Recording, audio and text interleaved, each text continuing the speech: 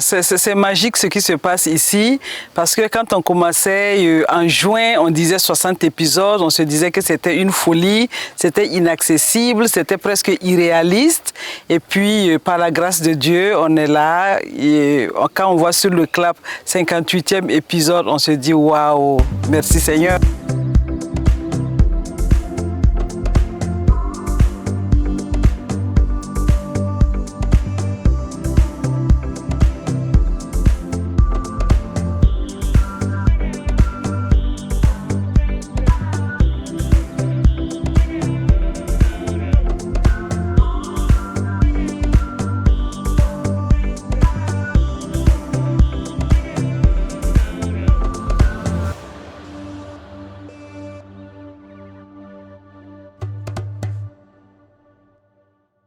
Madame, Monsieur, bonsoir. Le premier numéro de votre magazine de cinéma sur Fil Info Télévision, Cinérama, sera consacré en partie au tournage de la deuxième saison de la série télévisée Bienvenue à Kikédeni. Nous avons rendez-vous avec l'équipe de tournage à Waousé.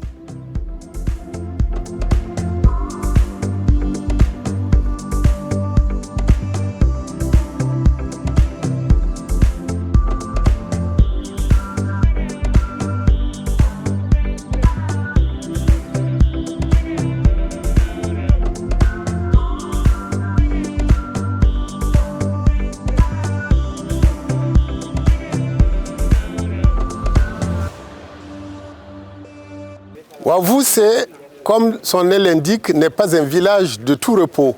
8 mois de tournage, 60 épisodes. La saison 2 de Bienvenue à Kikédeni a fait les choses en grand. Nous allons aller à la rencontre de la réalisatrice et de quelques comédiens de cette série télévisée.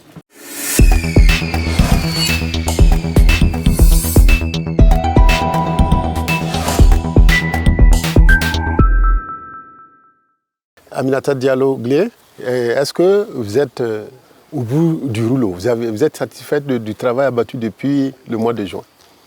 Absolument, c'est magique ce qui se passe ici, parce que quand on commençait en juin, on disait 60 épisodes, on se disait que c'était une folie, c'était inaccessible, c'était presque irréaliste.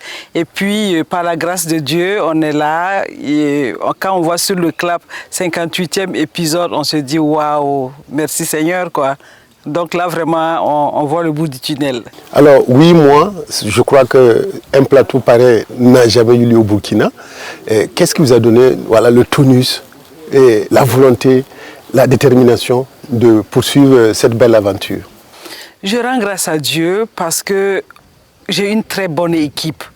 Pour travailler pendant 8 mois, voire 9 mois, et que les gens trouvent toujours l'envie de se retrouver, ils sont toujours très engagés. Vous avez vu l'ambiance qui y règne. Donc là, on ne fait pas semblant. Donc vraiment, je pense que j'ai une très belle équipe et de très bons techniciens consciencieux. Et puis les comédiens, nous sommes d'abord une bande de copains.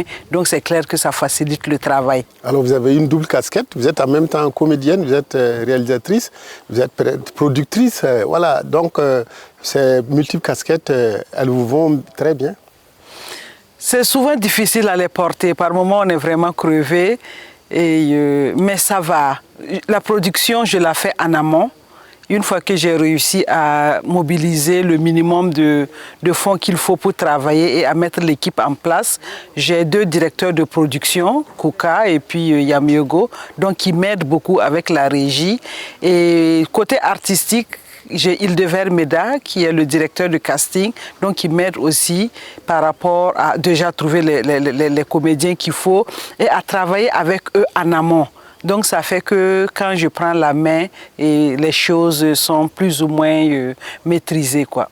Alors vous avez dit qu'il fallait la volonté, vous avez eu la volonté, il fallait aussi les ressources. Comment vous avez en tout cas essayé de mobiliser les ressources, j'allais dire surtout financières, parce que une série de cette envergure, on a besoin de beaucoup d'argent. Est-ce que c'est facile et comment vous avez en tout cas travaillé à ce que les ressources financières soient disponibles? Comme vous l'avez si bien dit, c'est la première fois qu'il y a une production qui fait 60 épisodes. Donc voilà, on est déjà très content. La première saison, on a fait 21 épisodes de 26 minutes. Je pense que ça a bien marché, ça a plu. Et on a un partenaire quand même privilégié qui est Canal+, donc qui est rentré en coproduction cette fois. Donc la donne a changé et ils ont investi plus d'argent que la première saison, mais c'est pas ça qui couvre 60 épisodes. Maintenant, sur le plan national, en local, on a pu aussi trouver des partenaires qui nous ont accompagnés, grâce à Dieu. Mais bon, on n'a toujours pas ce qu'il faut. Et ces dernières semaines, c'est difficile parce qu'on est fatigué, on n'a plus d'argent, mais tout le monde veut finir le projet. Vous avez eu de bons plateaux parce que vous avez fait ce qu'on appelle le triptyque. Voilà, il y a eu 3 hommes, un village, 3 femmes, un village. On a bienvenue à Kikidini. Et l'ambiance était sereine, elle était, j'allais dire, saine. C'est pourquoi vous avez toujours ces mêmes techniciens, ces comédiens qui sont avec vous. On dit qu'on ne change pas une équipe qui gagne. Donc ça va plus vite quand on se connaît. Les techniciens savent exactement ce que je veux. Et même quand je suis dans le faux, ils arrivent à me mettre sur le... Parce que c'est aussi leur rôle. Quand tu as un directeur comment on appelle, un DOP, directeur photo, Maïga, il est excellent dans ce qu'il fait, le son, j'ai pas de problème. Donc voilà, des fois il y a ce que je veux, mais après ils me disent à côté, non, ça va pas être possible. Ou alors Kodini qui est à mes côtés depuis plus de 20 ans, donc il veille au raccord et tout. Donc honnêtement, ça facilite beaucoup. Ça, c'est du point de vue des techniciens. Maintenant, les comédiens, c'est toujours un pur plaisir d'avoir Asmané, d'avoir Pagnardé. Et vous savez, Pagnardé, il s'est vraiment surpassé cette saison parce qu'il a eu un accident avant le début du tournage et on ne pensait pas qu'on allait pouvoir travailler avec lui. On a dû réécrire des scènes, des épisodes pour faire une dizaine d'épisodes sans lui, histoire de prolonger un peu sa convalescence. Et puis finalement, il est venu, il nous a rejoints au bout du 11e épisode. Et avec ses béquilles, on a intégré son problème dans la série. Donc ça se passe assez bien. Mais il faut aussi aller à leur rythme. Voilà, donc lui, il est malade, il est âgé. Ténès, c'est la madre, c'est la plus âgée du groupe.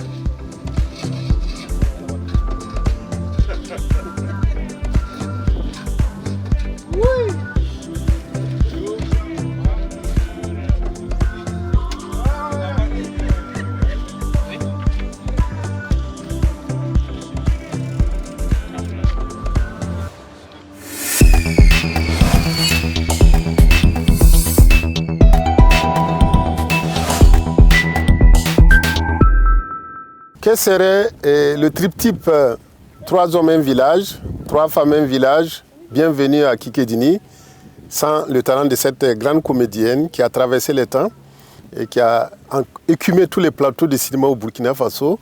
Odilieni, bonjour. Bonjour. Est-ce que ces 3 séries-là, est-ce qu'elles se ressemblent ou est-ce qu'il y a des particularités, il y a des différences que vous avez notées? Bon. Si je dis qu'il y a la différence, c'est côté comédien, parce que chaque jour que Dieu fait, on a de nouveaux visages, bon, je vais dire des nouveaux talents, et ça ne fait que progresser. Donc c'est ça la différence. Sinon, le reste, bon, c'est toujours les mêmes, les acteurs principaux, et ça ne fait que attirer d'autres acteurs, dont aussi ils sont connus sur le plateau. Je vais dire les comédiens de référence. Est-ce que ce sont les mêmes ingrédients? Bon, pas totalement, parce que 3 hommes, un village, et 3 femmes, un village, je vais dire que c'était à peu près, mais c'est que les femmes aussi ont voulu montrer qu'on peut aussi faire quelque chose, on peut vraiment rendre les rôles que les hommes peuvent faire. Bienvenue à Kikidini, première saison, et bienvenue à Kikidini, deuxième saison. C'est aussi la même chose, c'est que c'est un peu étendu, il y a toutes les ouvertures. Alors je disais au début aussi que vous avez écumé tous les plateaux de tournage des films, on vous fait appel de plus en plus. Voilà, qu'est-ce qui explique cette longévité-là et d'être là toujours en train d'incarner des personnages qu'on vous a demandé d'incarner et que vous le faites si bien? Bon, je ne sais pas, je ne peux pas répondre vraiment. Je ne peux pas te donner une réponse juste. Effectivement, j'ai eu à jouer dans plusieurs plateaux. Bon, peut-être les réalisateurs ont vu que je faisais leur affaire, que voilà le visage qu'ils voulaient et qui m'invitaient à jouer. Sinon, c'est pas sorcier. Voilà ce que je peux dire. Est-ce que le cinéma est devenu votre deuxième vie? Parce que ce n'était pas ça votre voilà, première, j'allais dire, destinée. Vous n'étiez pas destiné à jouer dans le film, mais bon, après, vous avez vu que c'était quelque chose qui était plus important que le travail initial que vous faisiez. Bon, c'est vrai que pour commencer, j'étais fonctionnaire et je suis à la retraite. Et beaucoup de gens ne savent pas que j'étais fonctionnaire. Donc, ils disaient seulement que mon travail, c'était sur le cinéma. Donc, je faisais les deux à la fois. Maintenant que Dieu m'a accordé une longue vie, je suis partie à la retraite. Bon, et ma deuxième famille, c'est dans le cinéma. Donc, il y a longtemps que je joue dans le cinéma. Donc, il n'y a pas de différence, mais je me sens encore plus dans le cinéma que mon travail. Parce que chaque jour que Dieu fait, je découvre des nouveaux visages et j'apprends toujours. J'apprends toujours, je donne comme je reçois. Et le cinéma aussi vous a permis de vous frotter à la jeune génération qui se renouvelle et ça fait que c'est une sorte de passerelle entre vous. Tout à fait. Tout à fait. En tout cas, dans le cinéma, bon, en tout cas, moi, je trouve mon compte et je rencontre, je ne sais pas comment on appelle ça, je rencontre des nouveaux visages, de l'expérience et des amis. Donc, vraiment, je ne sais pas qu'est-ce que je peux vous dire. En tout cas, je gagne tout dans le cinéma actuellement. Pour terminer cet entretien, qu'est-ce que vous voulez encore faire pour montrer que vous avez encore du cinéma dans votre peau? Ce que je demande surtout, je demande à Dieu d'allonger un peu ma vie pour que je continue d'être parmi vous. Parce que aussi, c'est le cinéma, c'est pas le cinéma venir jouer.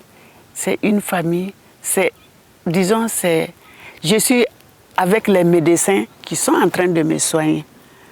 Parce que si je suis à la maison, c'est pas comme si je suis sur le plateau, avec les visages que je vois, le sourire, les histoires drôles, tout ça, ça fait partie aussi de ma vie. Donc, vraiment, je suis très contente. Et c'est ce que j'ai toujours dit aux gens. Je sais, j'ai 74 ans, je ne sais pas à quel moment je vais partir. Je sais que je vais mourir, mais l'heure et le jour, je ne connais pas. Mais le jour où Dieu a dit à Odilia, ton tour est fini, je ne peux plus prendre pour quelqu'un ou pour quelqu'un pour toi, rejoins-moi. Je ne veux pas que vous pleurez, je veux que vous ambiancez comme j'aime. J'aime l'ambiance. Je n'aime pas là où il n'y a pas d'ambiance, où il n'y a pas l'amour, je n'aime pas ça. Que vous vous souvenez de moi. C'est ça vraiment mon souhait.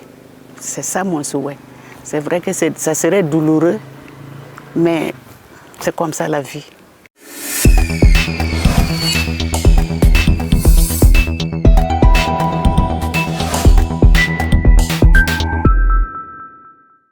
Comment vous vous sentez toujours dans ces rôles-là d'interprétation dans des séries, dans des films? C'est un grand plaisir parce que déjà le plateau, nous le partageons avec des collègues qui ont leur talent à eux aussi, avec des aînés et qui nous accompagnent. Et ça fait que l'aventure est toujours belle. Depuis 3 hommes, un village, jusqu'à 3 femmes, un village, et jusqu'à Kikideni, c'est presque la même famille qui se retrouve. Donc voilà. Et comme on a toujours à apprendre de l'autre, ça fait que c'est vraiment, on avance, on apprend tous les jours du neuf. Alors vous n'êtes pas gagné par la lassitude, par la monotonie, parce que vous retrouvez le même décor, les mêmes acteurs, les mêmes techniciens et puis la même réalisatrice. Non, les histoires sont palpitantes et elles sont toujours renouvelées, elles sont toujours nouvelles et les situations aussi sont nouvelles, sont tout de suite créées et ça répond quelquefois même à l'actualité. Donc on ne se lasse pas du tout, on ne se lasse pas. Et l'interprétation, ça se réinvente jour après jour, même après 50 ans de métier, c'est toujours un recommencement pour chacun de nous. Et ça fait que l'aventure est palpitante. Donc, il y a cette collaboration entre anciens, Rasmane, Panyardé et Odilia. Il y a vous et puis il y a les jeunes. Comment se fait le brassage? Est-ce qu'il est facile, il est difficile sur le plateau de tournage de ces 3 séries-là? Une femme, 3 hommes, un village, 3 femmes, un village, et puis bienvenue à Kikédéni. Je trouve que ce brassage est enrichissant de part et d'autre, parce que nous aussi, nous apprenons de ces jeunes qui viennent avec des crocs bien aiguisés pour mordre dans le cinéma burkinabé et africain. Et puis, c'est avec plaisir quand on voit qu'ils ont l'impression d'apprendre aussi un peu de nous. Et c'est agréable, c'est vraiment intéressant. Ça se passe sans heurts, sans problème du tout. Parce qu'ils ont envie, c'est des gens qui nous regardaient de loin, et voilà, on est ensemble, on partage le plateau, on raconte les mêmes histoires, on est dans des situations ensemble, on voit des étoiles dans leurs yeux de partager le plateau avec nous, et nous aussi, nous avons des étoiles dans nos yeux d'avoir ces jeunes-là qui vont prendre le relais et qui vont raconter des histoires de demain. Voilà, c'est vraiment, ça se passe très très bien.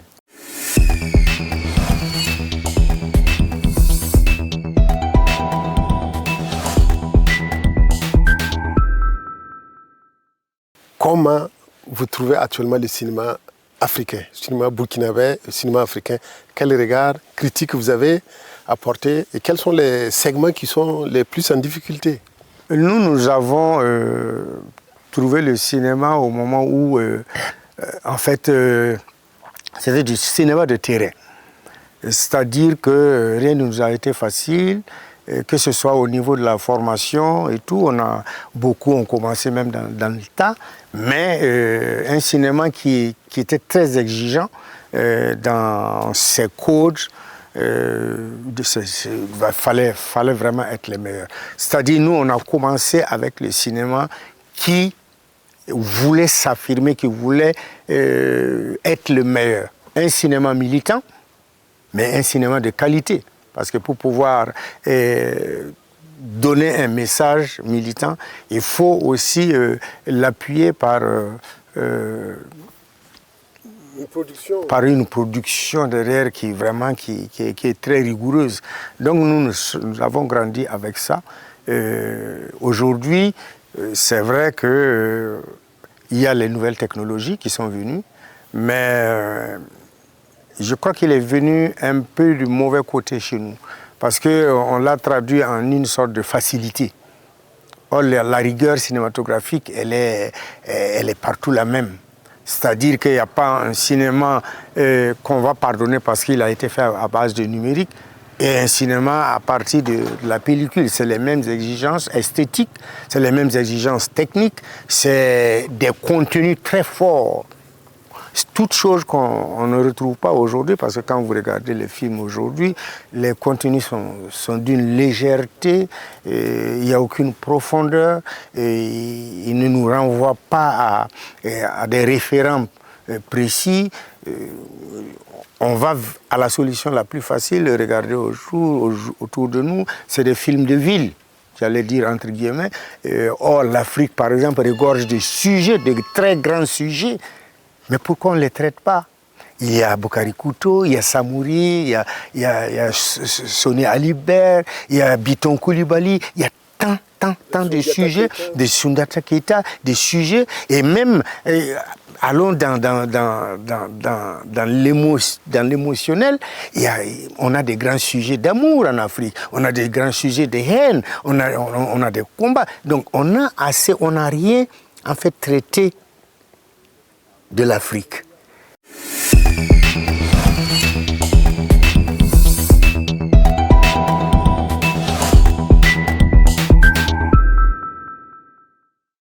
Alors Aminata Diallo, comment vous appréciez de manière générale votre parcours dans le domaine du 7e art? Et moi, je suis en action de grâce. Parce que vraiment, je pense que ce métier, c'est ce que j'ai toujours voulu faire. Et c'est là où je m'épanouis et j'ai vraiment la chance de de m'amuser en travaillant. Je prends du plaisir à être avec ceux qui sont sur mon plateau et le travail avance. Je me réalise. Donc je rends grâce à Dieu pour tout ça. Merci beaucoup Aminata Diallo Glé et Kadi Dioli. Merci d'être venu nous voir. À l'occasion de ce premier numéro, nous allons à la découverte d'un scénariste de talent, Nouraogo Savadogo, qui a écrit de nombreux scénarios de films burkinabés et étrangers qui font la fierté du 7e art burkinabé. C'est un scénariste de talent que Sidonie Pouya a rencontré pour nous.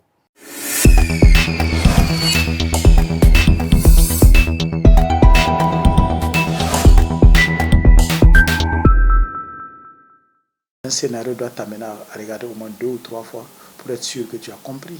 Mais ça a besoin d'une construction intellectuelle, d'une construction artistique. Qu'est-ce qu'un scénariste? De l'idée, qui n'est que quelque chose d'abstrait, de vague, le scénariste travaille à faire en sorte que cette idée-là se transforme en une histoire qui va d'un début, avec des personnages, dans des contextes précis, et qui va aboutir à une situation inattendue ou à une situation désirée. Vous voyez, c'est ça le processus d'écriture. Et après, lorsque le scénario est prêt, intervient l'autre métier, le métier le plus connu, le réalisateur, qui prend l'idée, le scénario, l'idée devenue scénario, il met en place une équipe de réalisation avec l'équipe de production et qui décide maintenant de faire un film avec naturellement des acteurs qui sont en fait des personnages qui ont été identifiés par le scénariste dans l'histoire. Quel est son rôle dans la production cinématographique? L'école la plus classique dit que lorsque le scénariste finit d'écrire sur le papier son scénario, il a fini. Son rôle est terminé. Parce que le réalisateur a pour objectif d'améliorer l'univers créé par le scénariste à travers le son et l'image, la mise en place du décor, à travers les personnages qui vont l'incarner. Cette histoire sur papier devient une histoire réelle et le scénariste en principe n'intervient plus à ce niveau. Qu'est-ce qui vous a donné envie de devenir scénariste et de raconter des histoires? On n'écrit pas pour écrire, on écrit pour exprimer quelque chose à travers le son et l'image. Ce besoin de faire ressortir ça, comme de cette naissance qu'on veut faire ressortir là, il faut que je sois assuré que c'est quelque chose de profond et pas d'abstrait. Il faut que ça puisse être universel aussi. Que ce ne soit pas juste parce que je pense que c'est mon histoire et que ça peut intéresser tout le monde. Ce n'est pas ça l'écriture. L'écriture doit être à la fois localisée, mais universelle. Que même au Groenland, au pôle Nord, lorsqu'on lit cette histoire, qu'on puisse la représenter dans l'univers et le contexte dans lequel on est. Et c'est pour ça que toutes les histoires ne peuvent pas être scénarisées. Tout ce qu'on croit être intéressant ne peut pas faire forcément l'objet d'un scénario. Donc oui, pour que j'écrive, il faut déjà que ce soit quelque chose qui me parle et que je pense que ça a un potentiel universel. Comment décririez-vous votre processus d'écriture entre inspiration et construction technique? Lorsque j'écris, moi, un scénario, je me suis toujours dit, il faut que celui qui lit, que ce soit le réalisateur ou même celui qui va aller regarder le film, puisse ne pas être dans une ambiguïté de compréhension. Ce qui fait que l'inspiration vient de partout.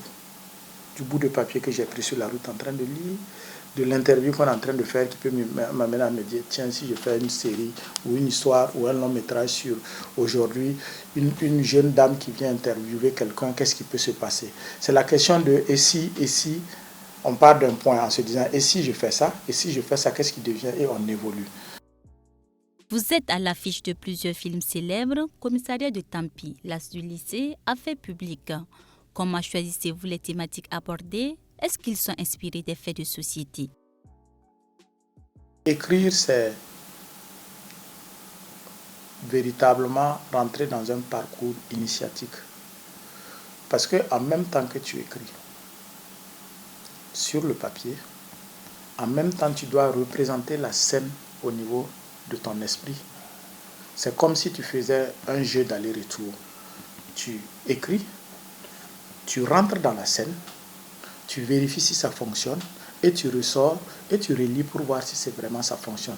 Cet aller et retour là fait que l'écriture d'un scénario, je parle de l'écriture vraiment dans le sens de pouvoir créer une histoire qui ait de l'émotion, qui ait du sens, qui traverse les siècles, fait que tu ne peux pas écrire quand tu ne te sens pas vraiment concerné, quand l'histoire qu'on veut te faire écrire ne te parle pas. Il faut que l'histoire te parle. Il faut que tu sentes qu'il y a un potentiel dedans. Et c'est ce potentiel que tu pars chercher. Immersion à Vavoussé avec l'équipe de tournage de la série télévisée Bienvenue à Kikedeni, saison 2, avec Aminata Dialoglé, Rasmane Ouedraogo Dirazo, Odilia Yoni et Ildeve Meda. Rencontre aussi avec ce scénariste de talent, Nourago Savadogo. C'était l'essentiel du menu de ce premier numéro de votre magazine de cinéma Cinérama sur Fil Info. Rendez-vous dimanche pour un autre numéro. Excellente soirée et merci d'être resté à notre compagnie.